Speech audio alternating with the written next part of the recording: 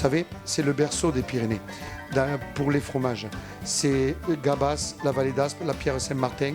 Tout ça, c'est vraiment l'endroit pour fabriquer du fromage des Pyrénées. Bellegarde, gardienne des traditions. C'est aujourd'hui un gars qui fait du fromage sans électricité. C'est un gars qui a 150 brebis. Derrière lui, c'est 3-4 générations de bergers qui ont fabriqué du fromage. Pas de livre à la maison. Simplement, on apprend avec l'expérience, avec le temps. Faire un fromage de garde, faire un fromage qui doit se garder longtemps, c'est à tout prix sortir un maximum d'humidité de là-dedans. Aujourd'hui, bien, Jean-Noël arrive à déterminer si ce cahier-là, quand je le presse, il n'y a pratiquement plus de petit lait qui en sort. Là, c'est pareil, il y a toujours cette opération-là. Mais vient se rajouter le fait qu'en même temps, le ramasser à la main et pas avec une toile, c'est que vous voyez, il le presse en même temps. Et le fait de le presser en même temps, toujours pareil, ça va participer à ce que le fromage devienne un fromage de garde. Ces fromages peuvent garder 1 an sans problème, même si on est sur une période d'été où c'est plus difficile de fabriquer le fromage.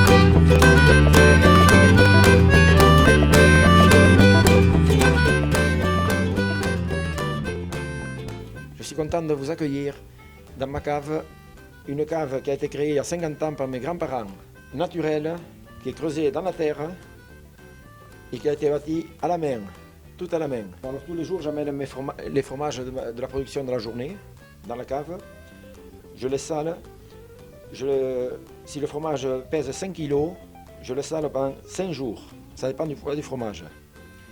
Ensuite tous les 2 jours, je passe de l'eau salée avec un chiffon tout autour pour lui donner la jolie couleur, la jolie croûte, comme vous voyez, dorée. De cave, on met 450 fromages quand elle est vraiment pleine.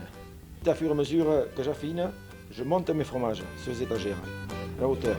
Plus ils sont hauts, plus ils sont affinés.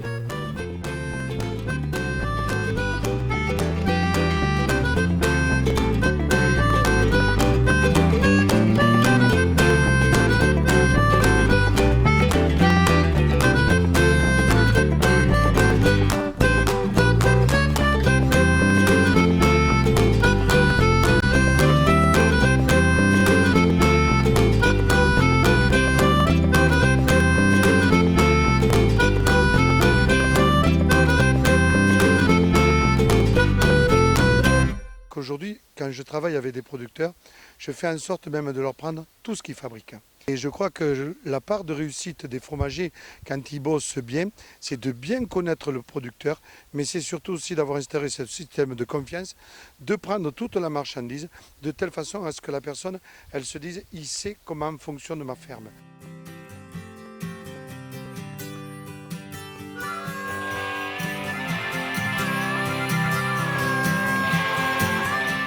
C'est du vrai fromage frais.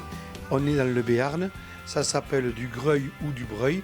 Si on va dans les Pyrénées, côté chez moi, en montagne, dans la Barousse, on appelle ça le Matoum.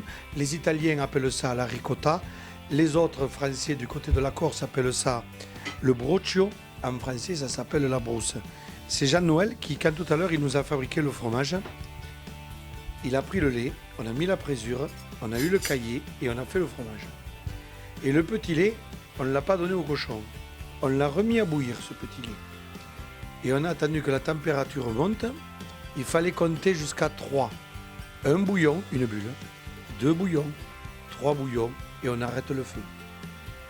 À plus de 3 bouillons, ça prend l'odeur du cramé. Et là, nous, on va le manger tout chaud encore. On va y mettre du Grand Marnier ou du rhum, de la cassonade de sucre, et puis il va y avoir nous et les petits oiseaux.